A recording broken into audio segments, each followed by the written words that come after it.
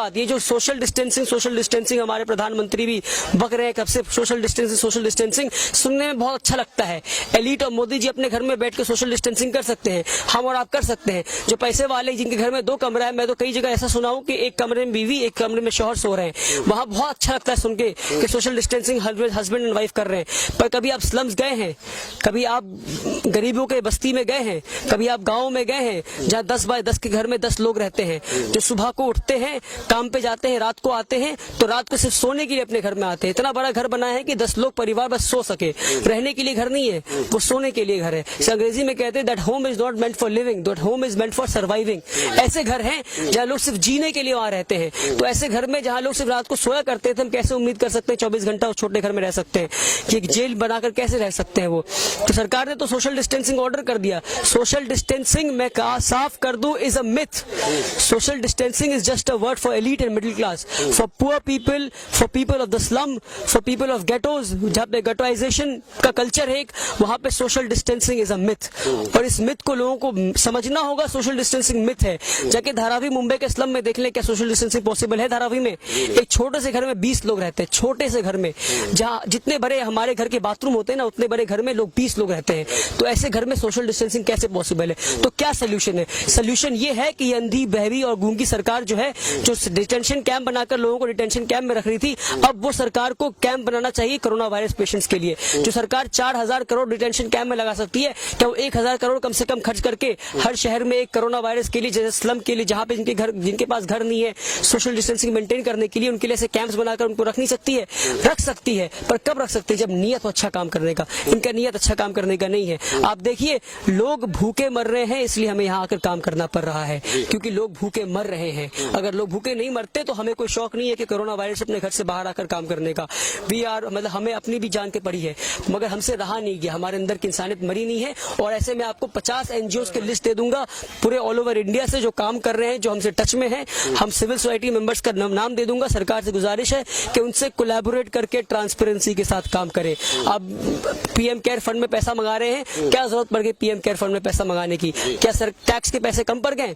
कौन सा देश पीएम फंड केयर बना रहा है? कोई देश नहीं बना रहा है। पर आपने क्यों बनाने की जरूरत पड़ गई? क्योंकि आपने टैक्स के पैसों का डिटेंशन कैंप बनाया, आपने टैक्स के पैसों का पुतला बनाया, आपने टैक्स के पैसों का हॉर्स ट्रेडिंग किया, आपने एमएलए को खरीदा, एमपी को खरीदा। ये आपने टैक्स के पैसों का किया है। हमारे पैसों का आपने गलत इस्तेमाल किया। जब हमें प्रॉब्लम आई है तो हमसे कहते डोनेशन करो। ये मजाक बनाना बंद करे। ये कोरोना वायरस से बचने का एक ही तरीका है कि सरकार अच्छे नियत के साथ काम करना शुरू करे और लोगों को बेवकूफ बनाना बंद करे। आपने बोला यहाँ के अब एक बार इस पूरे इलाका में, जिस गांव में है ना, घूम के देख ले कितनी यहाँ पे गरीबी और कितने लोग परेशान है। पैगाम पहुँचना चाहिए जनता को, क्या बोलना चाहिए? जनता से नहीं, जनता को पैगाम पहुंच चुकी है। जनता डरी हुई है और जनता पैगाम तभी सुनने को तैयार है जब पेट में खाना होगा। जिसके पेट में खाना नहीं, वो सुनने को तैयार नहीं है। तो पहले पेट में खाना दीजिए, फिर हम बात करें जनता से। लोग बहुत परेशान हैं।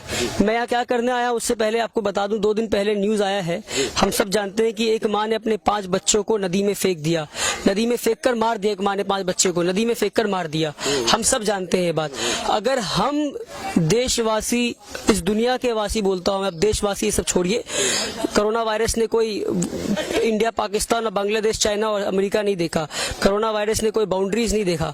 तो कोरोना बाउंड्रीज जो इंसान ने बनाया था, कोरोना वायरस ने उस बाउंड्रीज को लात मार दिया है और कहा कोरोना वायरस को बाउंड्री देखता नहीं है। तो दुनिया के लोग इस चीज को देखें और इससे सीख लें कि अगर 5 बच्चों को एक माँ नदी में फेंक कर मार देती है और ये न्यूज सुनने के बाद हमारी रातों की नींद हराम नहीं होती है, तो शायद हमारे अंदर की इंसानियत मर गई है।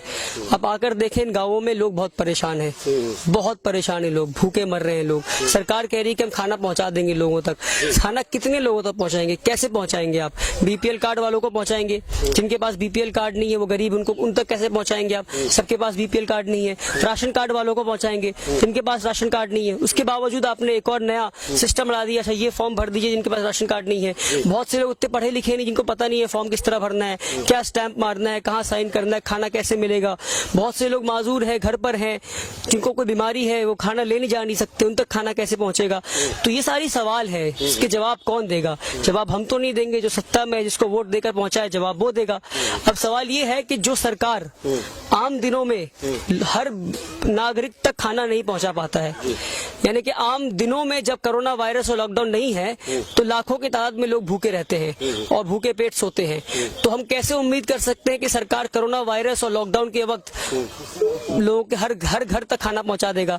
जब आम दिनों में लोग भूख से मर रहे हैं तो लॉकडाउन के वक्त कैसे खाना पहुंचा देगा? तो ये उम्मीद नहीं कर सकते हम। आपके हिसाब से सोल्यूशन क्या निकला? सोल्यूशन ये है कि अब हमें वॉलंटियर्स लाने होंगे, फील्ड पे उतारने होंगे, मेडिकल टीम से, एनजीओ ऑर्गेनाइजेशन से, नॉन गवर्नमेंट ऑर्गेनाइजेशन से, सिविल सोसाइटी मेंबर्स को। अब देखिए, हम सरकार ने कहा कि कोई बाहर जाकर खाना नहीं बांट सकता, मगर हम बाहर आए खाना बांटने, हमसे रहा नहीं है घर पर, हम अपने घर पे नहीं रह सकते। जब लोग भूख से मर रहे हैं, अपनी कम से कम इंडिविजुअल सोशल रिस्पॉन्सिबिलिटी, आपने CSR सुना है? CSR सुना आपने? मैं ISR कहता हूँ, इंडिविजुअल सोशल रिस्पॉन्सिबिलिटी, हम वो पूरी करने यहाँ पर आए हैं। तो हम किस तरह आप आए देख सकते हैं, पूरी टीम हमारी है और भी लोग वहाँ पर है, पूरी टीम हम आए हैं, 8-10 लोग, सारे लोग PPE पहनकर, PPE किट जो डॉक्टर्स पहनते हैं हॉस्पिटल में, हमने इसका अरेंजमेंट करवाया, हम यहाँ पर बांटने आए पूरे प्रोटेक्शन के साथ, ताकि कोई हमें रोके बिना, कोई किसी पे मौका ना मिले हम पे उंगली उठाने के लिए, देखो ये खाना बांटने जा रहे हैं। तो हमने पूरे PPE किट के इंतजाम के साथ यहाँ पहुंचे हैं हम, और हम मेक श्योर कर रहे हैं कि हमारे वजह से कोई कोरोना वायरस को बढ़ावा न मिले, बल्कि साथ साथ सरकार को मदद मिल जाए, हम खाना भी लोगों के घर तक पहुंचा दें। सरकार से गुजारिश है कि हम जैसे और भी कई अन्य NGOs हैं और सिविल सोसाइटी मेंबर्स हैं, उनसे कोलैबोरेट करें और उनके साथ मिलकर हर घर तक खाना पहुंचाए। राशन दुकान में राशन पहुंचता है, सरकार को लगता है कि राशन गरीब के घर तक पहुंच जाएगा, पर राशन दुकान से आधा राशन कब वहां के पार्टी लीडर्स और लोकल लीडर्स और वहां के लोकल गुंडे गायब कर देंगे, सरकार को मालूम भी नहीं चलेगा। कुछ सरकार के लोग हैं जो गायब कर देते हैं। तो इन सारी चीजों पे चेक कौन रखेगा? चेक जब सिविल सोसाइटी और नॉन गवर्नमेंटल ऑर्गेनाइजेशन को पिक्चर में लाएंगे तो वो चेक रखेंगे, एक ट्रांसपेरेंसी रहेगा। फिर तो इस ट्रांसपेरेंसी को मेक श्योर करने के लिए, अश्योर करने के लिए हमें सिविल सोसाइटी मेंबर्स और NGO वालों को इस काम